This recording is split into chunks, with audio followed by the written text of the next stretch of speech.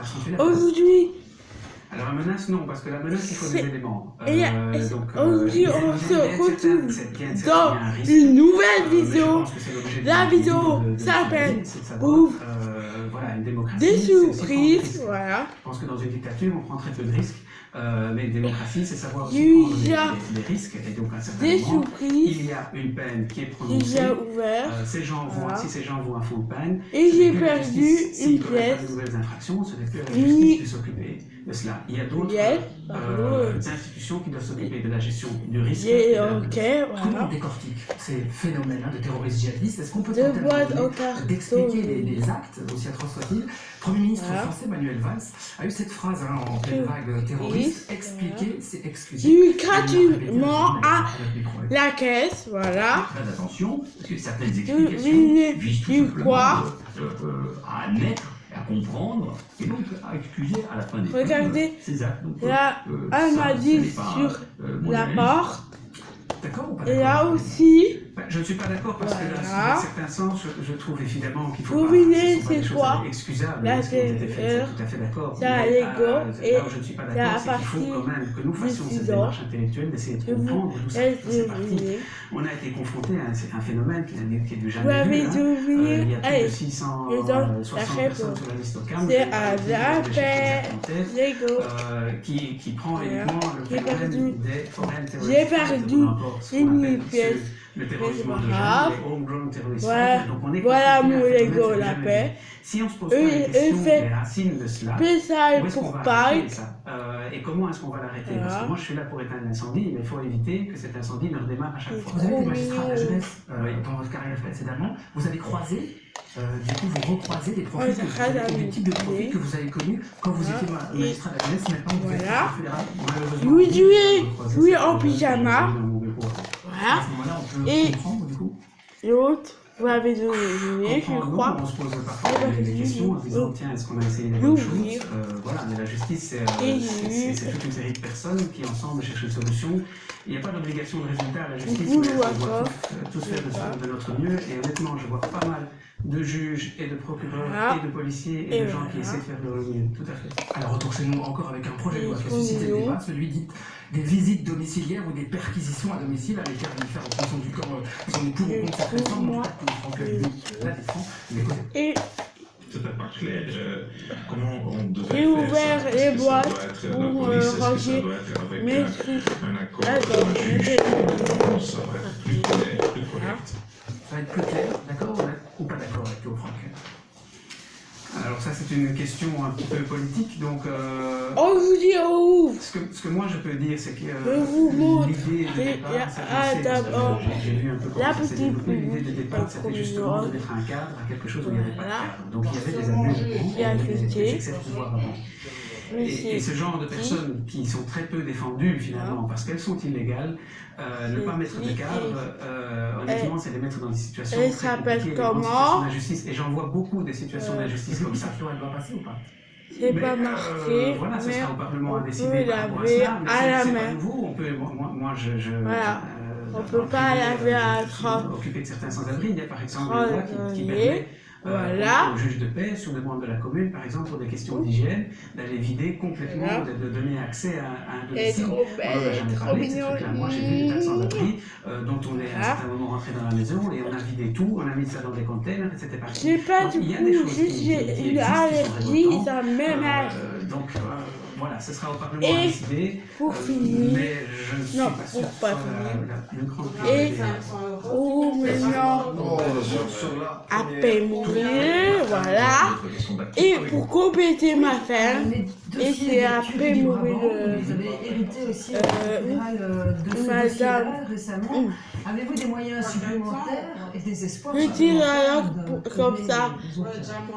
Oui, parfois c'est extrêmement compliqué. J'ai peur.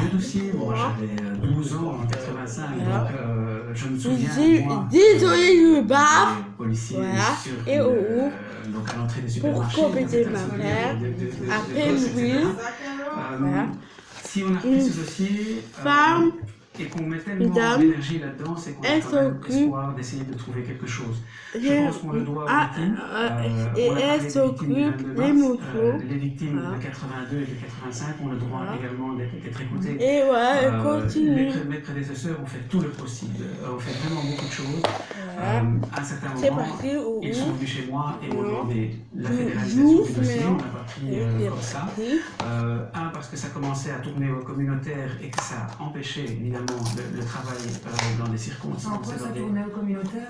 parce que vous aviez d'un côté les victimes flamandes, à l'os, etc. Vous avez de l'autre côté les victimes Voilà. francophones, sans jugement de valeur. Il y a eu à un certain moment l'instruction qui s'est trouvée à Dendermonde. C'est dans un À un sachet. certain moment, l'instruction est passée par Nivelles et puis ça a créé toute une série de frustrations Voilà. chez les différentes équipes d'enquêteurs. Et ça a été c'est une des grosses difficultés de ce dossier, c'est que bon, à chaque fois, peut-être que les autres, voilà, le précédents sachet sont avoués ici, avec je pense que c'est des passé dans de très bonnes conditions. Ah, Je dois saluer le travail qui a été fait avant dans des circonstances difficiles. Et les renforts qu'on a demandés, on les a obtenus. Parce que voilà, Combien? donc on va passer, je pense, d'une douzaine d'enquêteurs à 29. Voilà, ce sont voilà des la efforts significatifs, fermière. parce qu'on se dit, c'est voilà, une on va fermière avec investir des dans ce dossier, ce n'est pas un motos. cold case, mais c'est Elle un vieux s'occupe dossier des motos. pour lequel il faut investir énormément et surtout Voilà. dans Le lequel il faut piocher dans ce dossier prix. parce que l'espoir de trouver de nouvelles preuves maintenant. Oui, il oui, faut voir, je pense qu'il y a fais beaucoup de choses des qui ont été fautes faites. parfois, On est en train de voilà. lire ce dossier Voilà de mon façon permis. Ah oui. voilà, complète. Mais En essayant Petit de repartir moto. des éléments sans tabou et on essaie d'avancer Et par rapport à cela de- et on s'est donné le temps, l'air. je pense qu'il reste 8 ans De l'air. pour amener un dossier devant le tribunal, Des c'est 4 ans motos. d'enquête et le Voilà. restant il faudra Et après 4 ans se poser la il question si on se encore reste arriver devant le dossier devant le tribunal, si on trouve un coupable un jour avant la prescription, ça sert à rien. Est-ce que vous ne craignez pas qu'à un certain moment, pour d'autres grandes affaires, on dise qu'on fasse aussi comme pour les tueurs du Brabant et qu'on ait une espèce de non-prescription permanente? Moi, je trouve que ce serait une mauvaise idée. À un certain moment, la prescription, voilà. Maintenant, il y a des pays où il n'existe pas de prescription. Hein. Ici, c'est notre système, système de la prescription. Il y avait une idée intéressante dans le nouveau projet de code d'instruction criminelle qui était de faire arrêter la prescription à partir du moment où on arrivait à la phase du procès. Parce que là, ça éviterait toutes les problèmes de procédure pour quand même en arriver à la prescription. Je pense que là, effectivement, ce sont des manipulations qui doivent être évitées, qui simplifieraient les procédures aussi.